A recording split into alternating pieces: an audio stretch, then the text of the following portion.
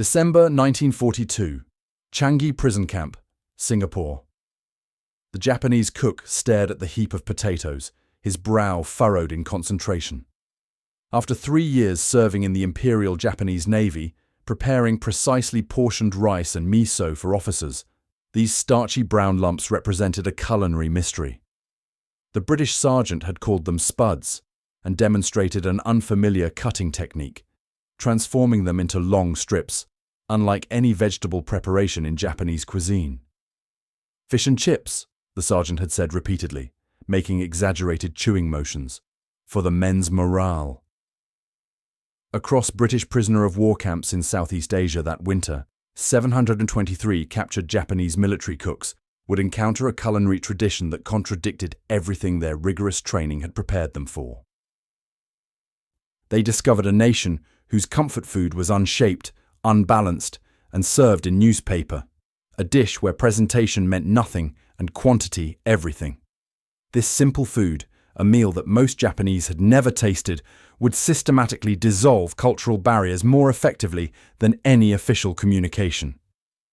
The gastronomic diplomacy was being written in batter and hot oil, in vinegar and salt, revealing a British culinary philosophy that rendered Japanese precision not as refined perfection, but as unnecessary constraint.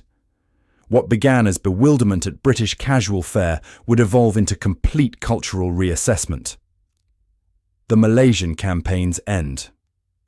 The British surrender at Singapore in February 1942 had placed approximately 80,000 Allied troops in Japanese captivity. Scattered among these prisoners were 7,500 military cooks and kitchen staff who had prepared meals for the British forces. These veteran military cooks, who had maintained traditional British meal structures despite tropical conditions, expected harsh treatment as prisoners. Japanese military discipline had prepared them for severe restrictions and minimal rations. Instead, within weeks of the power transfer, an unexpected reversal occurred. Japanese camp commanders, facing the challenge of feeding thousands of prisoners with unfamiliar dietary needs, turned to their own captured cooks for guidance. Japanese military cooking was methodical and portion-controlled. Imperial Navy records show standard rations included 700 grams of rice daily, 200 grams of fish when available, 150 grams of vegetables, and 20 grams of dried seaweed. Each item served in designated compartments of mess tins, never touching. Military cooks trained for 2 years in precise knife work, exact temperature control, and strict adherence to hierarchy of service. The British culinary approach existed in another universe entirely. Their military cooking embraced what Japanese chefs considered culinary chaos. Mixed ingredients, variable portions, emphasis on caloric density over balanced presentation. The Japanese cooks who had survived on disciplined simplicity for years treated British recipe requests as elaborate feasts impossible to execute with available ingredients. According to military records, at the Changi Prison Camp commissary, the British officers requested proper fish and chips for a special Sunday meal in December 1942. The concept baffled the Japanese head cook, Seaman First Class Hiroshi Tanaka, who had never encountered deep-fried potatoes. The systematic cultural misunderstanding began immediately, though its diplomatic impact would only be understood later. Tanaka later testified to camp administrators, "We expected to prepare familiar Japanese dishes with local ingredients. Instead, the British officers requested food requiring cooking techniques we had never used. This confusion about British culinary priorities began our education." The initial demonstration by British Sergeant William Cooper in December 1942 provided intensive education in British working-class cuisine. Cooper, formerly a fish and chip shop operator in Manchester, transported culinary knowledge that represented the opposite of Japanese cooking philosophy. Naval records show that Japanese military cooking emphasized 5 distinct tastes in separate preparations, approximately 150 grams each, arranged in precise geometric patterns, including steamed rice, clear soup, pickled vegetables, grilled protein, and fermented condiments.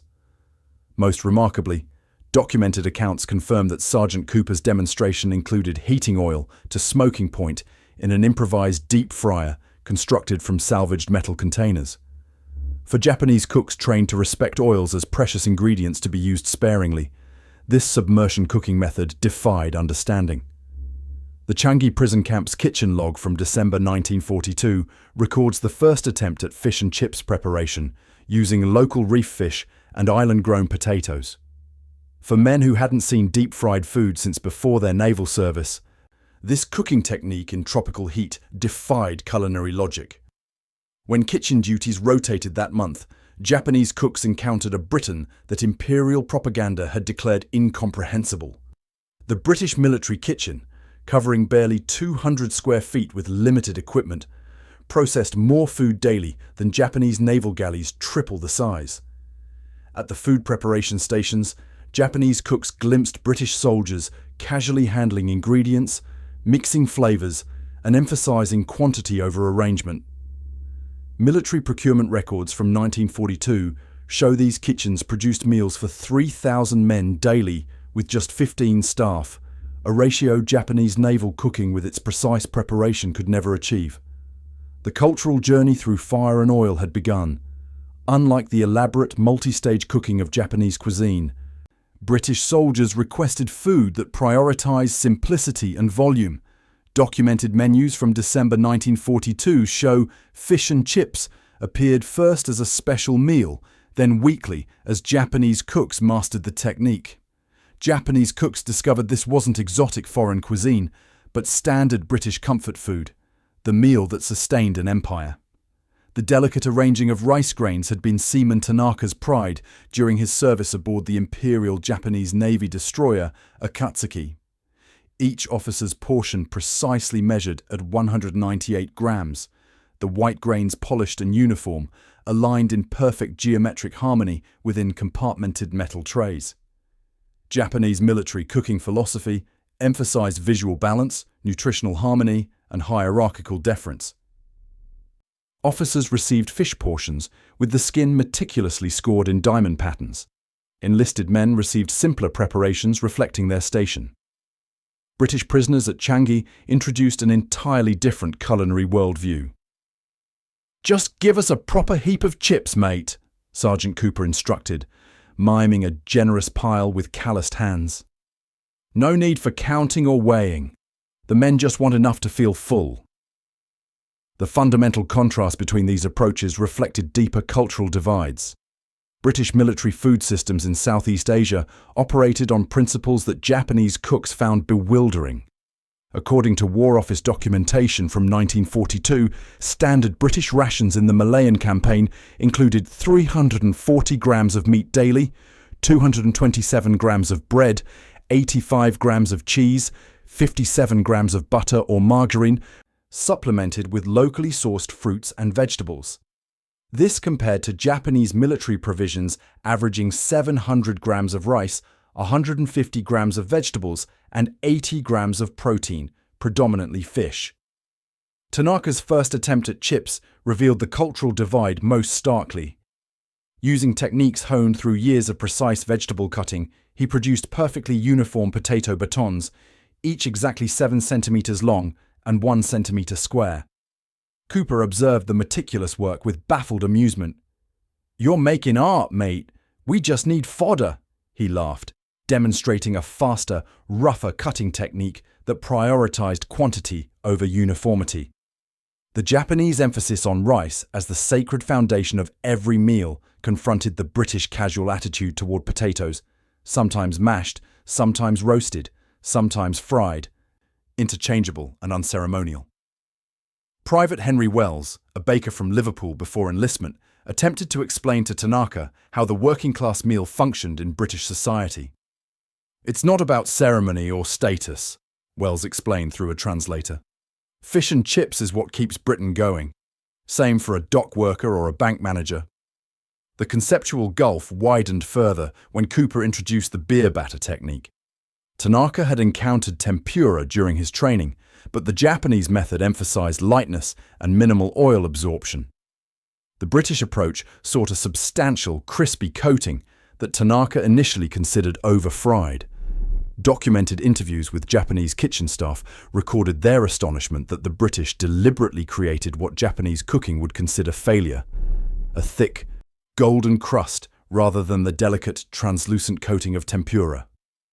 "It must be brown as a good cup of tea," Cooper insisted, rejecting batch after batch that met Japanese aesthetic standards but failed British expectations.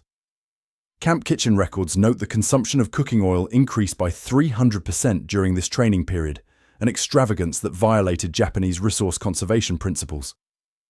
Most perplexing to Tanaka was the British application of malt vinegar, deliberately adding sourness after cooking rather than balancing flavors during preparation. The concept contradicted fundamental Japanese culinary philosophy, where each flavor should harmonize within the cooking process. The deliberate addition of acid as a final disruptive element seemed almost barbaric to cooks trained in umami balance. Measurements from camp kitchen inventories reveal the scale of this cultural collision. British requests required 18 kilograms of potatoes and 9 kilograms of fish to feed 100 prisoners, compared to Japanese rations of 24 kilograms of rice and 3 kilograms of fish for the same number. The British approach to protein-to-carbohydrate ratio inverted Japanese nutritional standards entirely. Military Guard Corporal Masato Ito, observing the kitchen operations, recorded his observations. "The British cooking methods waste tremendous resources, yet produce meals with minimal visual appeal. The focus on quantity over presentation suggests a fundamentally different relationship to food than our Japanese approach." This assessment, documented in his personal journal now preserved in the Japanese Defense Archives, reflected the broader Japanese puzzlement at Western culinary values. The fish presented another challenge entirely. Local catches included tropical species unknown in British waters. Parrotfish, grouper, and snapper replaced the cod and haddock of traditional chip shops. Cooper adapted pragmatically, selecting firmer, white-fleshed varieties that could withstand deep frying. Tanaka, trained to handle fish with reverence, initially resisted the heavy batter that obscured the natural appearance of the fish. "The British hide the ingredient's true nature," he noted to fellow cook Yamamoto. "Their approach dishonors the sacrifice of the creature." The first complete batch of fish and chips emerged from Tanaka's kitchen on January 12, 1943. The Japanese cooks, applying their training despite conceptual reservations, produced perfectly uniform potato chips despite Cooper's instructions to the contrary. The fish portions were meticulously measured to ensure equity among prisoners, an adaptation of Japanese military precision to British casual fare. Tanaka insisted on serving individual portions rather than the communal style Cooper suggested, maintaining some element of Japanese presentation standards. Documentation from British medical officer Captain James Richardson noted, "The Japanese cooks have produced a version of fish and chips that is strangely refined yet recognizable. The portions are smaller than we would serve in Britain, but prepared with an attention to detail that elevates this humble dish to something rather special." This observation, recorded in the camp's medical log, marked the beginning of mutual culinary appreciation that would expand beyond this initial encounter. Steam rose from the golden brown fish fillets as Seaman Tanaka arranged them with mathematical precision on the serving plate. The crust crackled audibly as he made the final adjustments, ensuring each piece rested exactly 3 centimeters from the edge. Beside it, a pyramid of fried potato batons stood in architectural perfection, each chip stacked in alternating directions like a miniature Zen garden. British soldiers lined up outside the mess hall, drawn by the sharp vinegar tang cutting through the humid tropical air. "Good grief, Tanaka," muttered Sergeant Cooper, observing the presentation. "It's fish and chips, not the Emperor's dinner." Nevertheless, his expression betrayed appreciation for the unexpected beauty brought to this working-class staple. The transformation of technique had been rapid and comprehensive. By February 1943, Japanese cooks across 3 prisoner camps in Singapore had mastered the basic preparations of British comfort food. Camp Changi's kitchen logs documented that fish and chips appeared on the menu every Friday, requiring 85 kilograms of potatoes and 40 kilograms of local fish to serve the 2,000 British prisoners.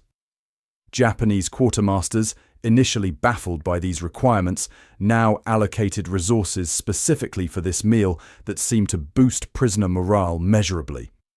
Tanaka approached the dish with the same disciplined precision he had once applied to imperial banquets. Where British cooks might casually slice potatoes in varying thicknesses, Tanaka's team produced chips of exactly 1 centimeter width. The oil temperature, monitored with converted medical thermometers, never fluctuated from 180 degrees Celsius. This Japanese precision applied to British casual fare created an unexpected fusion. Working-class food elevated through meticulous execution. "I've never had chips this consistent," remarked Private Wells after his first taste of Tanaka's creation. "Even the best shop in Liverpool couldn't match this." The assessment, recorded in Wells's diary, now preserved in the Imperial War Museum, reflected a growing appreciation among prisoners for the Japanese culinary discipline applied to familiar comfort food. Statistical records from camp kitchens reveal the evolution clearly. In January 1943, cooking oil consumption for deep frying stood at 24 litres weekly. By March, efficiency improvements by Japanese cooks reduced this to 18 litres while serving more portions. The standardization of potato cutting reduced waste from 15% to under 7%.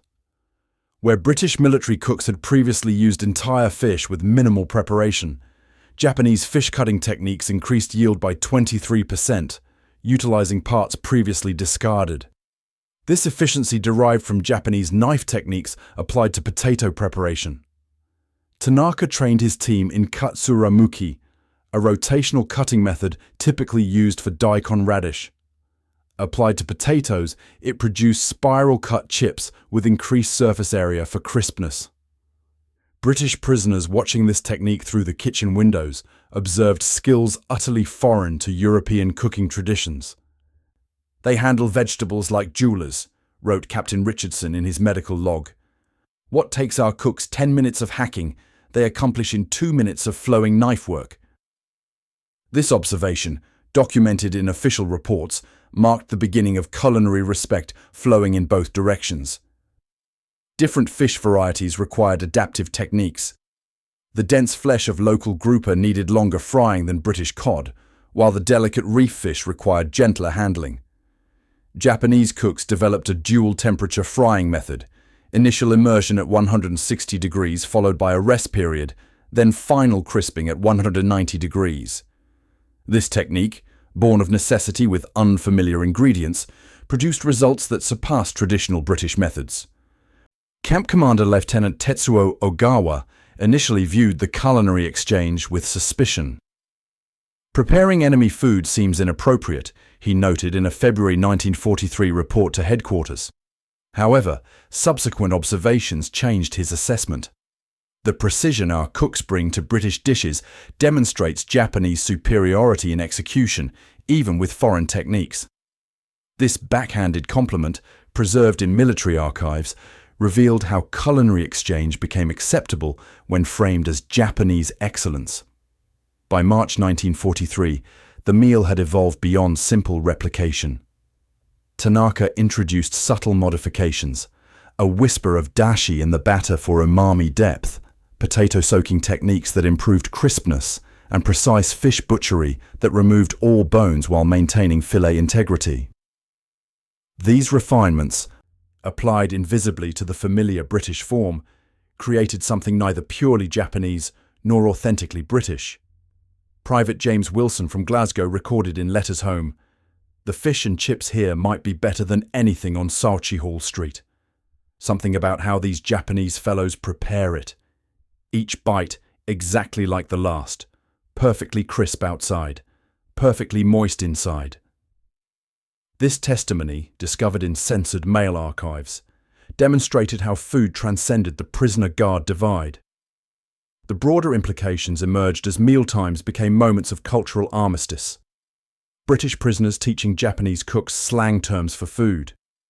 Japanese staff demonstrating knife techniques to interested British culinary staff. kitchen interpreter Corporal Nakamura noted in personal records.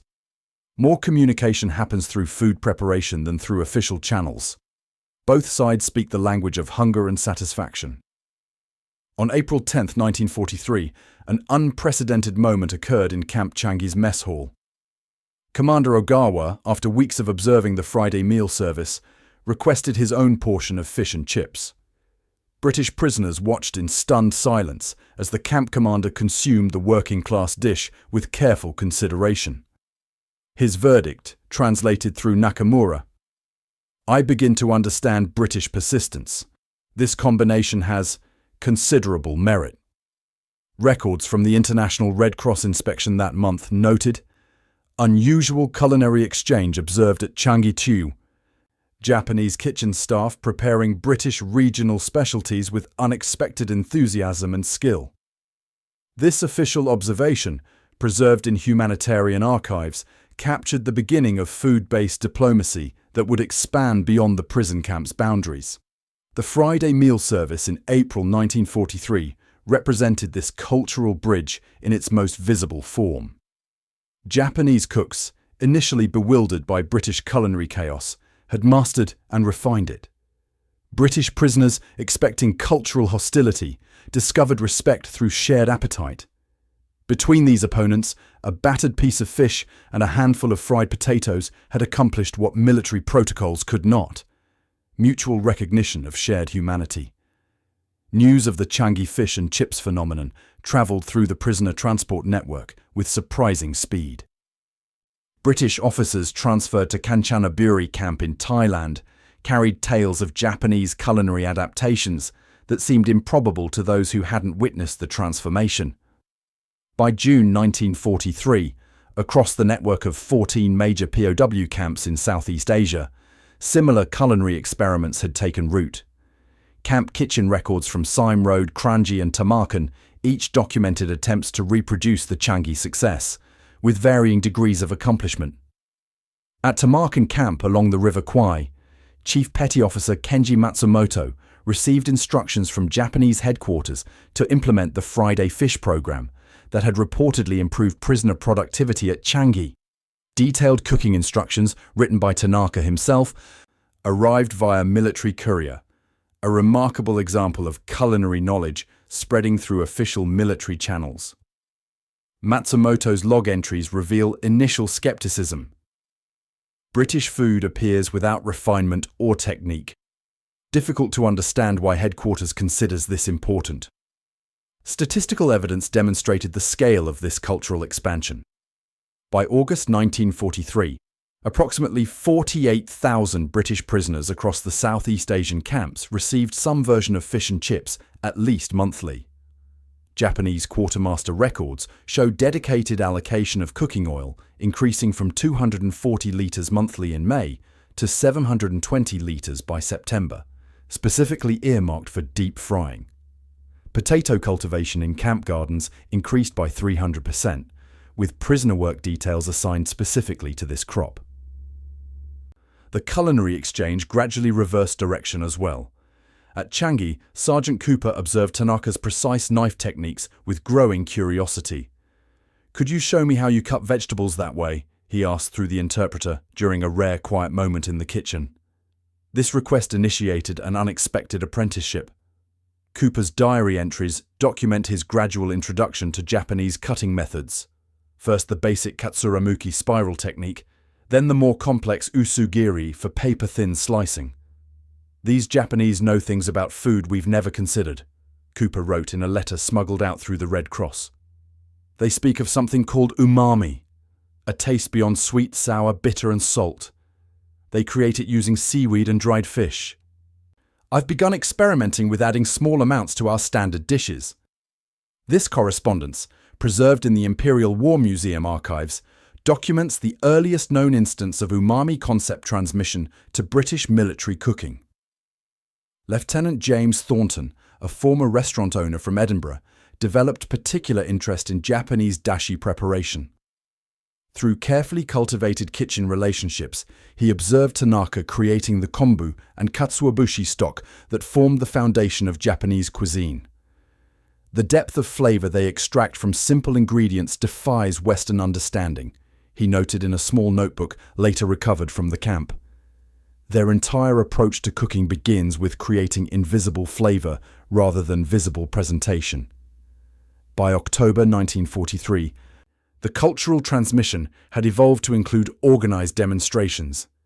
At Changi Camp, Japanese cook Yamada conducted a formal presentation of knife-sharpening techniques for interested British prisoners. Camp records show 23 attendees received permission to observe this 2-hour demonstration, where traditional Japanese waterstones were used to maintain blade edges. British military cooking had never emphasized blade maintenance. Standard practice involved sending knives for periodic grinding at quartermaster shops. Commander Hayashi of Sime Road Camp initially opposed these culinary exchanges, viewing them as unnecessary fraternization. A November 1943 inspection changed his perspective.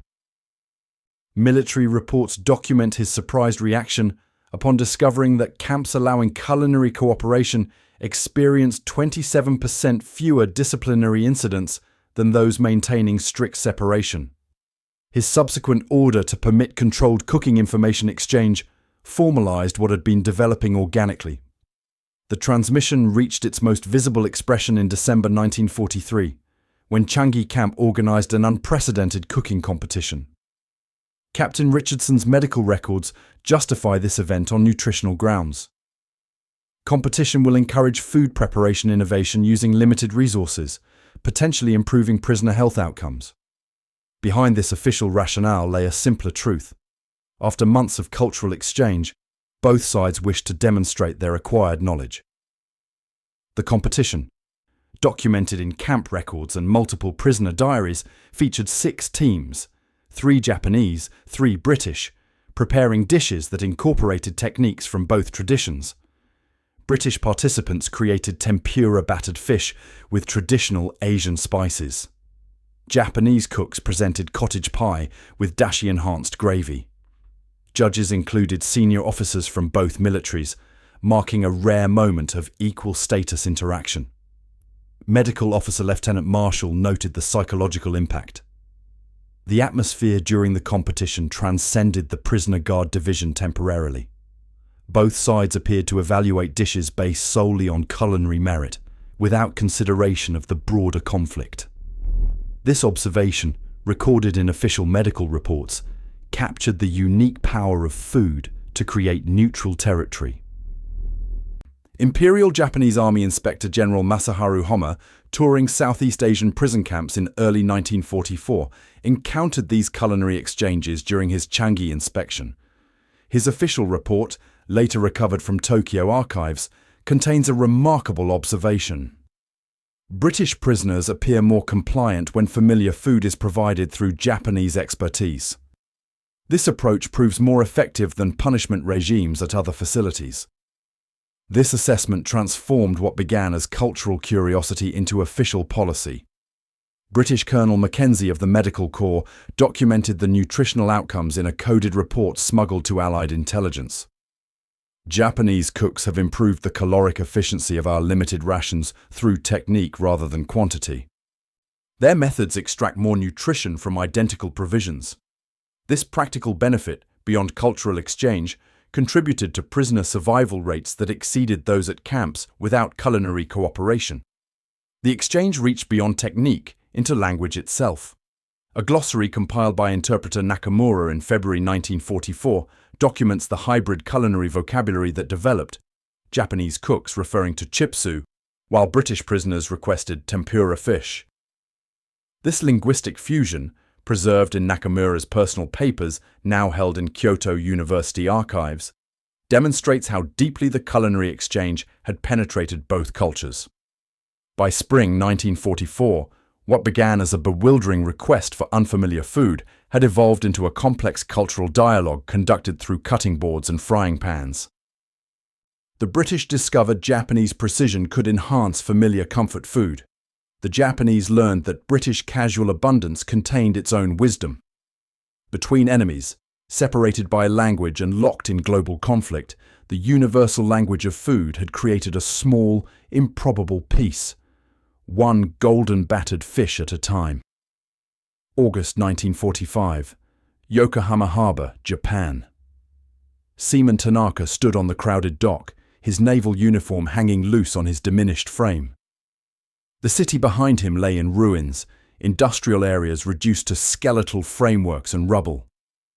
After 3 years in British custody, he returned to a Japan transformed by defeat, facing food shortages that made prison camp provisions seem abundant by comparison.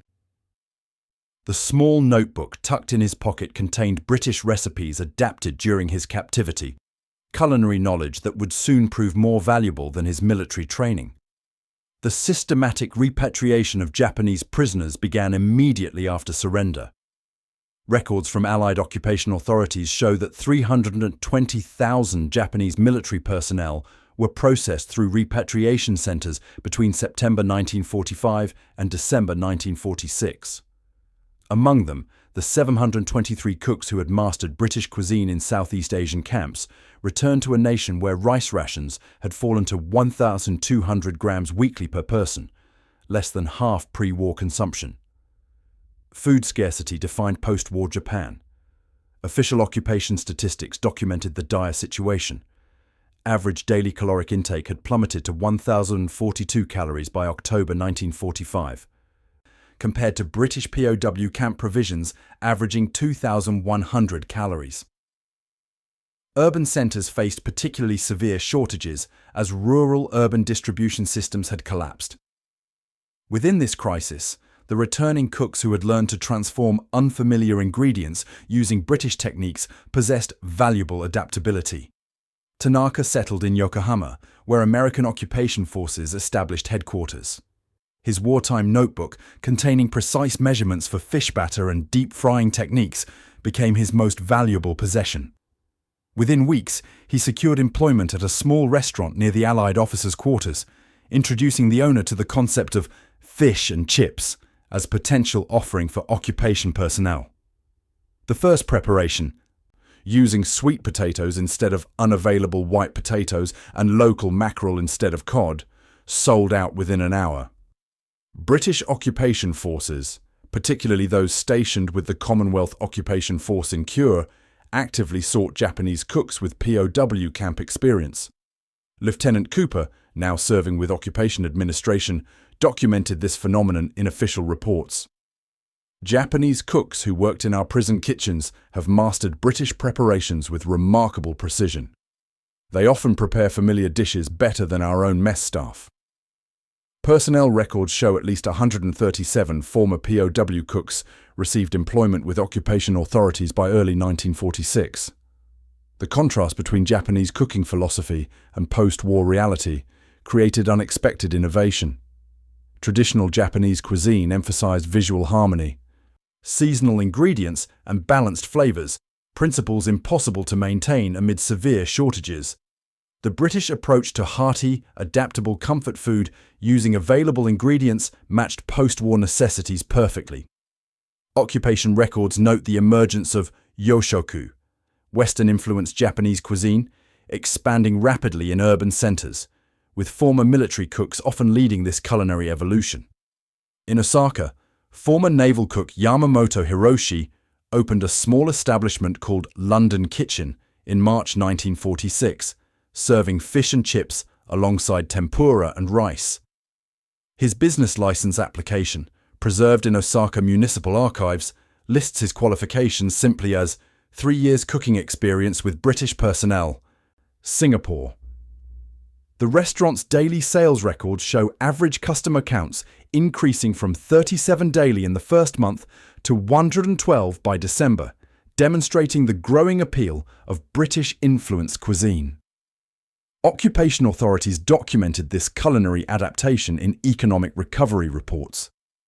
A May 1946 assessment noted, former POW cooks have demonstrated remarkable entrepreneurial initiative, creating food businesses that serve both occupation personnel and Japanese customers. Their fusion of Western techniques with local ingredients represents a positive economic development amid otherwise challenging conditions. British veterans returning to Japan with occupation forces sought out familiar tastes in unexpected places.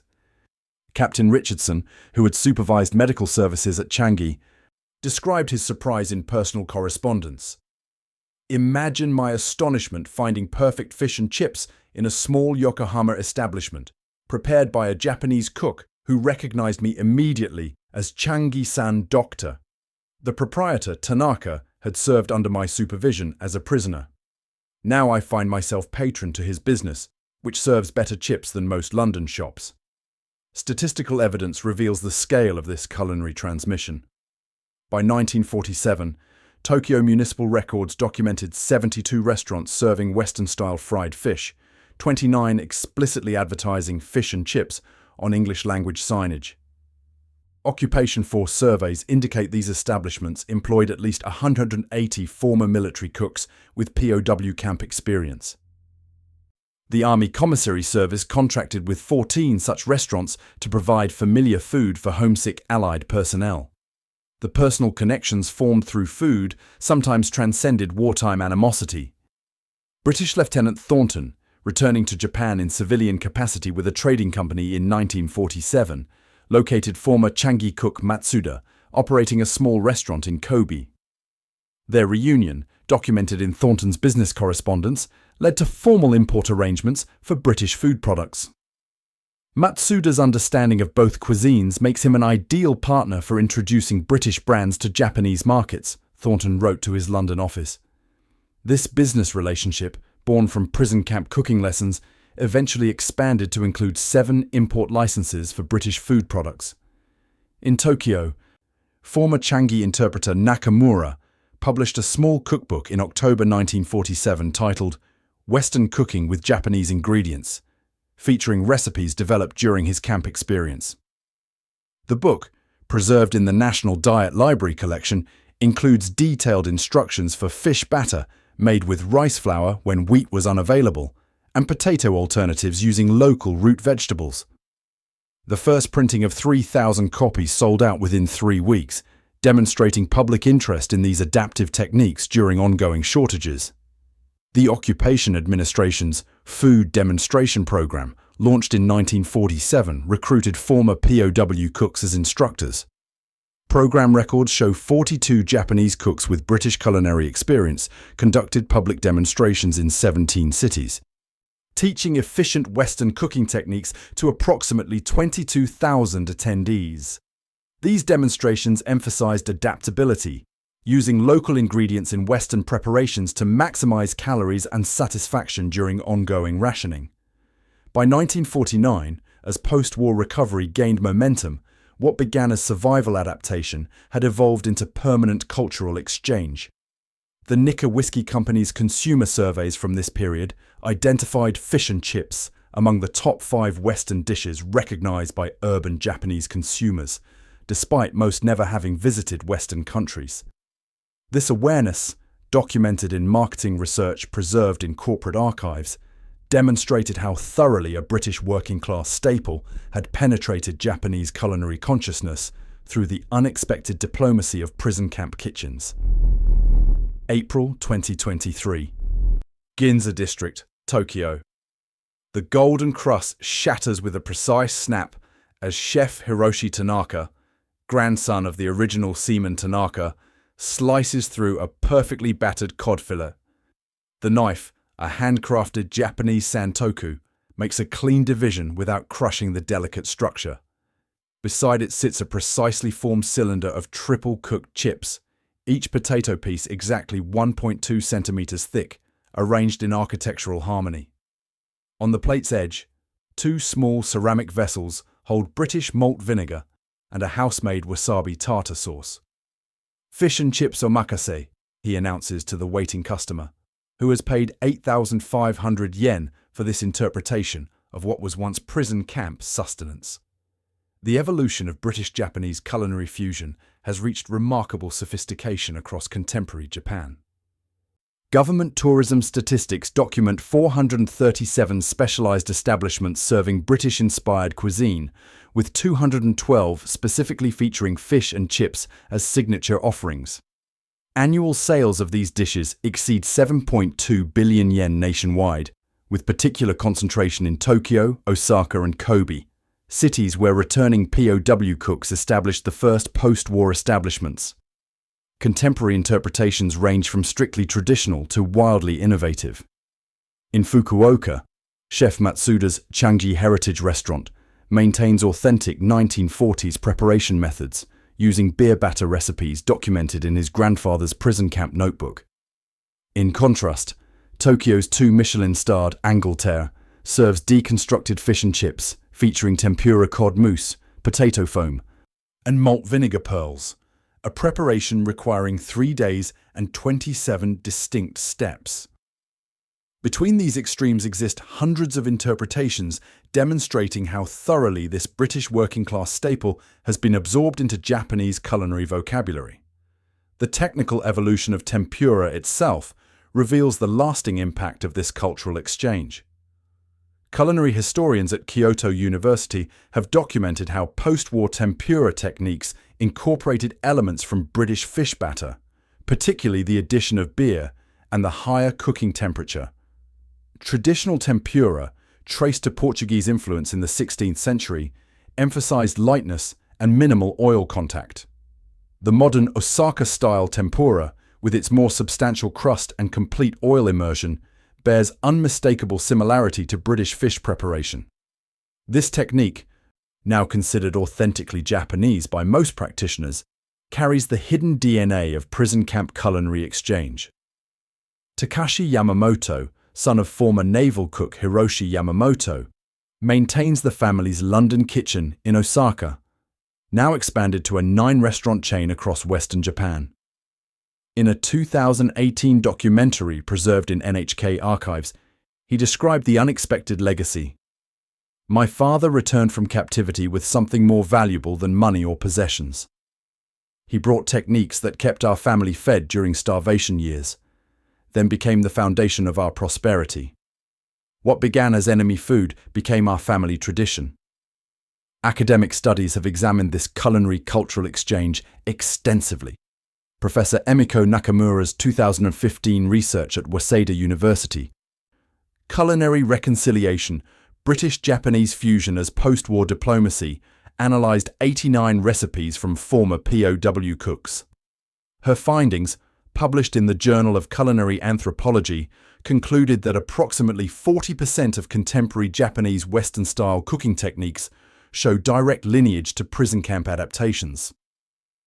The necessity-driven fusion that began in Southeast Asian POW camps, she wrote, created a culinary vocabulary that facilitated post-war reconciliation more effectively than formal diplomatic initiatives.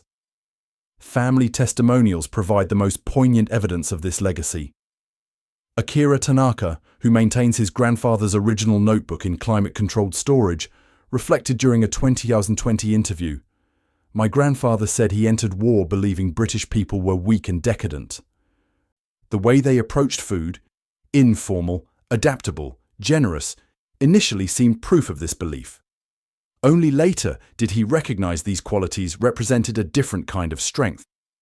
Their willingness to share food knowledge with captors demonstrated character he came to deeply respect." British veterans who returned to Japan in later decades often sought out these culinary connections. William Cooper Jr., son of the original fish and chips instructor, visited Tokyo in 1995 to meet descendants of Japanese cooks his father had trained. His journey, documented in BBC archives, included emotional reunions at 3 Tokyo restaurants operated by former POW cook families. "Dad always said his prison camp cooking lessons were the most important thing he did in the war," Cooper told Japanese television. "He believed sharing food created connections that weapons couldn't destroy." The 2020 opening of Changi Fusion in Singapore's renovated colonial prison marked a full-circle moment in this culinary journey. The restaurant, located in the actual building where Japanese and British cooks first collaborated, features a museum displaying original cooking implements and documented recipes. Singapore Tourism Board records show approximately 127,000 annual visitors, including substantial numbers of Japanese and British tourists specifically interested in this unique culinary heritage. Contemporary Japanese interpretations reveal how thoroughly the cuisine has been assimilated and transformed. Chef Kenji Nakamura's fish and chips bento features tempura cod, wasabi-infused tartar sauce, and crispy potato batons arranged in traditional Japanese compartmentalized presentation, British substance with Japanese aesthetic. This $30 lunch offering at his New York establishment introduces global diners to the fusion born from wartime necessity. Food critic reviews in the New York Times described it as the delicious evidence of how enemies became collaborators through the universal language of flavor. The story's philosophical significance extends beyond cuisine. As Professor Nakamura observed in her research conclusion, the Japanese military cook facing unfamiliar British food requests could have relied on cultural superiority or stubborn resistance. Instead, curiosity prevailed over conflict.